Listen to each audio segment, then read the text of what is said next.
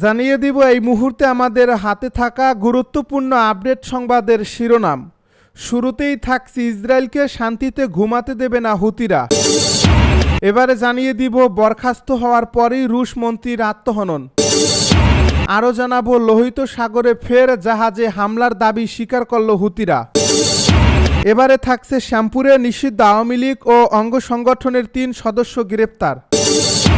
সব শেষে জানিয়ে দিব হামাসের 95% নেতাই নিহত। এতক্ষণ শুনছিলেন আপডেট সংবাদের শিরোনাম, এবারে বিস্তারিত। তবে তার আগে অনুরোধ রইল ভিডিওটিতে একটি লাইক এবং কমেন্ট করে জানিয়ে দিন ভিডিও সম্পর্কে আপনার মূল্যবান মতামত। আরও জানিয়ে দিন ভিডিওটি কোথা থেকে দেখছেন বা কোন জেলা থেকে দেখছেন। ইসরায়েলকে শান্তিতে ঘুমাতে দেবে না হুতিরা। হুতি বিদ্রোহীরা ইসরায়েলের সাম্প্রতিক আগ্রাসনের জবাবে কড়া হুঁশিয়ারি দিয়েছে। ইয়েমেনের সশস্ত্র এ গোষ্ঠীটির মিডিয়া অফিসের উপপ্রধান নাসরুদ্দিন আমিরের বলেছেন, ইসরায়েলিদের ঘুম কেড়ে নেওয়া হবে। হুতির এই নেতা আরও বলেন, ইসরায়েলিদের আশ্রয়স্থলই জীবন কাটাতে হবে, কারণ কেউ গাজায় আগ্রাসন চালালে হুতি তাদের শান্তিতে ঘুমাতে দেবে না। রোববার রাতে ইসরায়েলি যুদ্ধবিমান পশ্চিম ইয়েমেনের হোদেইদায় কমপক্ষে 20টি হামলা চালিয়েছে। প্রেস টিভির প্রতিবেদনে খবর জানা গেছে। হুতি এক বিবৃতিতে বলছে, গাজা এক নয় এবং নিপীড়নের মুখে ইয়েমেন চুপ থাকবে না। হুতির এই মুখপাত্র বলেন, ইসরায়েল অধিকৃত অঞ্চলের গভীরে ইয়েমেনি হামলা ঠেকাতে পারেনি, পারবেও না।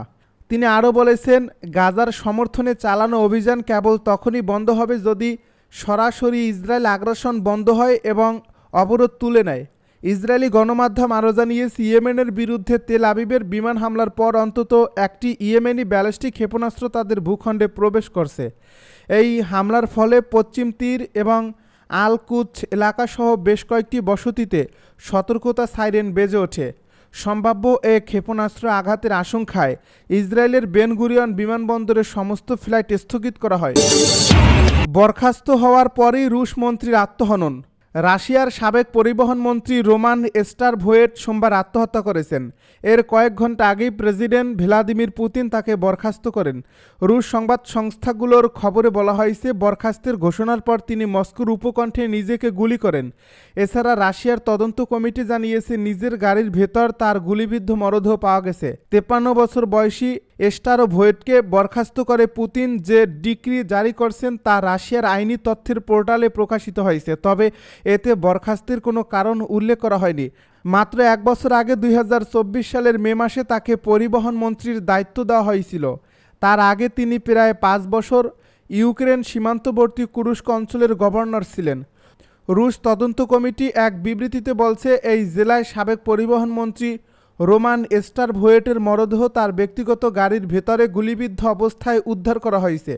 মূল যে ধারণাটি বিবেচনায় নেওয়া হচ্ছে তা হলো আত্মহত্যা।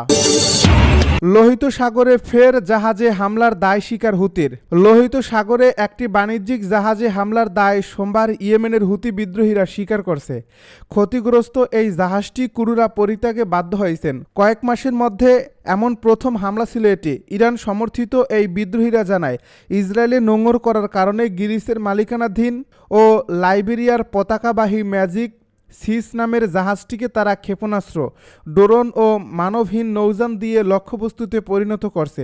মে মাসে যুক্তরাষ্ট্রের সঙ্গে হুতির এক সমঝোতার পর বেশ কয়েক সপ্তাহে মার্কিন হামলা বন্ধ হলেও এটি ছিল বাণিজ্যিক জাহাজকে লক্ষ্য করে হুতির প্রথম হামলা। এ গোষ্ঠীটির সামরিক মুখপাত্র ইয়াহিয়া সারি এক ভিডিও বার্তায় বলেন, হুতি সশস্ত্র বাহিনীর রবিবার ম্যাজিক সিস জাহাজকে 2টি মানবহীন নৌযান, 5টি ব্যালিস্টিক ও ক্রুজ ক্ষেপণাস্ত্র এবং 3টি ড্রোন দিয়ে লক্ষ্যবস্তু করে। তিনি আরও বলেন, জাহাজটিতে সরাসরি আঘাত লেগেছে এবং এটি ডুবে যাওয়ার ঝুঁকিতে রয়েছে। পাশাপাশি তিনি আরও বলেন, যেহেতু এই কোম্পানিটি ইসরায়েলের সঙ্গে বাণিজ্য চুক্তি করছে এবং তার বন্দর ব্যবহার করছে, তাই তাদের জাহাজগুলো বৈধ লক্ষ্যবস্তু। শ্যামপুরে নিষিদ্ধ আওয়ামী লীগ ও অঙ্গ সংগঠনের 3 সদস্য গ্রেপ্তার। নিষিদ্ধ ঘোষিত আওয়ামী লীগ ও তার অঙ্গ সংগঠনের 3 সদস্যকে গ্রেপ্তার করছে শ্যামপুর থানা পুলিশ। গ্রেপ্তারকৃতরা হলেন মোহাম্মদ নাইমুর রহমান হারুন। সোমবার ভোর 5:45 শ্যামপুর থানাধীন জুরাইন সালাউদ্দিন পেট্রোল পাম্পের সামনে মাওয়া ঢাকাগামী এক্সপ্রেসের ফ্লাইওভারের উপর থেকে তাদের গ্রেপ্তার করা হয়। শ্যামপুর থানা সূত্রে জানা যায়, ওই সময় রাজনৈতিক কর্মকাণ্ড নিষিদ্ধ আওয়ামী লীগ ও তার অঙ্গ সংগঠনের প্রায় 25 থেকে 30 জন নেতাকর্মী সরকার বিরোধী মিছিল করছিলেন। রাত্রিকালীন হোন্ডা মোবাইল টিম ও স্পেশাল ডিউটিতে নিয়োজিত পুলিশ ফোর্স তাৎক্ষণিক ঘটনাস্থলে পৌঁছায়। সেখান থেকে তাদের 3 জনকে আটক করে। হামাসের 95% নেতাই নিহত। দিনে দিনে ভয়াবহ হয়ে উঠেছে গাজার পরিস্থিতি। এই উপত্যকাটির বর্তমান পরিস্থিতি নিয়ে চরম উদ্বেগ প্রকাশ করেছেন ফিলিস্তিনের সশস্ত্র সংগঠন হামাসের এক শীর্ষ নিরাপত্তা কর্মকর্তা। বিবিসিকে বলেছেন, গাজার প্রায় 80% এলাকার নিয়ন্ত্রণ হারিয়েছেন তারা। পুরো অঞ্চল জুড়ে ছড়িয়ে পড়েছে গ্যাং ও নতুন সশস্ত্র গোত্রভিত্তিক গোষ্ঠীর আধিপত্য।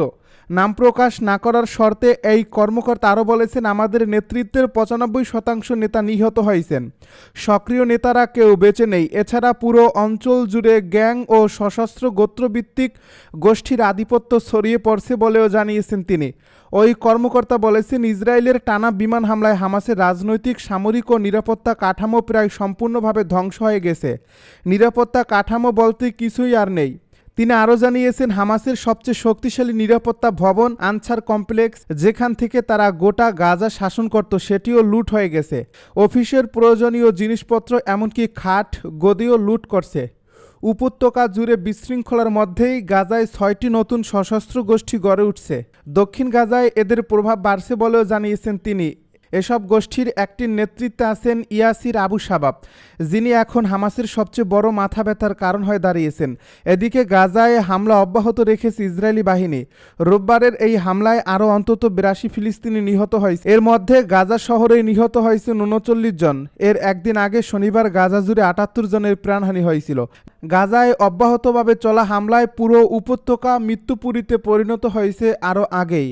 সেখানে এখন খাদ্য সংকট তীব্র আকার ধারণ করছে। পুরো উপত্যকায় নেমে আসছে মানবিক বিপর্যয়।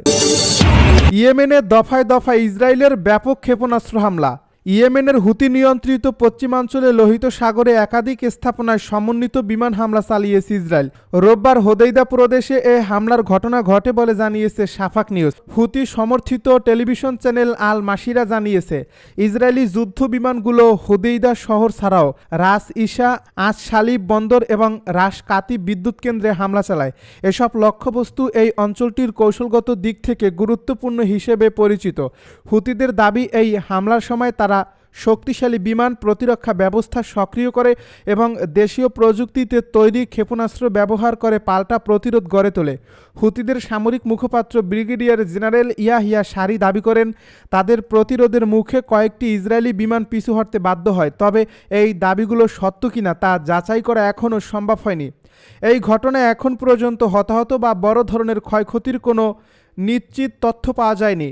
ইসরায়েলি সেনাবাহিনীর মুখপাত্র অ্যাবিসে আদ্রাই তার সামাজিক যোগাযোগ মাধ্যম এক্সে লেখেন, এসব স্থাপনায় ইরান থেকে অস্ত্র সরবরাহ এবং হুতিদের মাধ্যমে লোহিত সাগরে সামুদ্রিক হামলার ঘাঁটি হিসাবে ব্যবহার করা হচ্ছিল। তিনি আরও বলেন, ইসরায়েলি বিমান গ্যালাক্সি লিডার নামে একটি বাণিজ্যিক জাহাজেও হামলা চালিয়েছে। 2023 সালের নভেম্বরে হুতিরা এটিকে দখলে নেয়। এই জাহাজটি একটি জাপানি কোম্পানি পরিচালনা করলেও মালিকানা ছিল একটি ইসরায়েলি সম্পৃক্ত প্রতিষ্ঠানের।